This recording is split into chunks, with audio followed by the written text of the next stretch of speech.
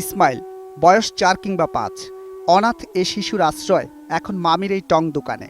নরম তুলতুলে কাপা হাতে চায়ের কাপ বয়ে বেড়ায় সে। যে হাতে বই থাকার কথা সে হাতে এখন তপ্ত চায়ের কাপ।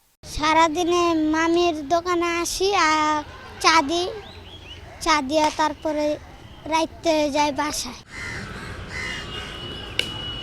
সুযোগ সুবিধা পেলে এরাই হয়তো হয়ে উঠত আগামী দিনের সাকিব তামিম, কিন্তু নিয়তি তাদের ঠেলে দিয়েছে এক নির্মম বাস্তবতার দিকে। তবে কাজের ফাঁকে এই দুরন্তপনাই বলে দেয় তাদের শৈশব একটুকুও হারিয়ে যায়নি, যদিও তা ভালোবাসাহীন। আমি কারকে ভালোবাসি, আমি কেউ ভালোবাসি না।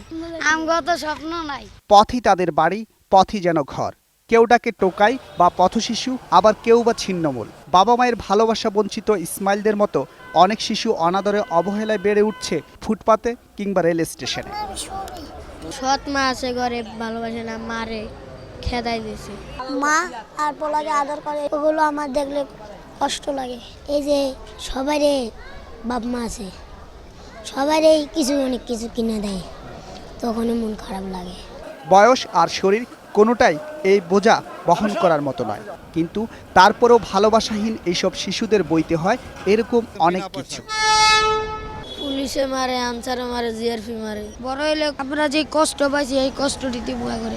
সামাজিক বৈষম্যের কঠিন জাতাকলে পিষ্ট এই বঞ্চিত শিশুরা একসময় ধীরে ধীরে জড়িয়ে পড়ে নানা অপরাধে। সুযোগ সুবিধা থেকে বঞ্চিত থাকে, তখন এরা মনে করে আমি কিভাবে ওই যে ধনী শ্রেণীর লোকজন আছে ওদের মতো বড় হব।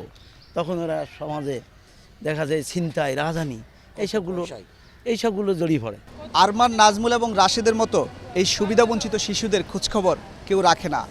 তারা বিভিন্ন সময় বিভিন্নভাবে নির্যাতিত হয়। বিশ্ব ভালোবাসা দিবসে অনেকেই অনেকের প্রতি ভালোবাসা দেখায়, কিন্তু এই সুবিধাবঞ্চিত শিশুদের খোঁজখবর কেউ কি রাখে? রাকিব হাসান, একুশে টেলিভিশন, ঢাকা।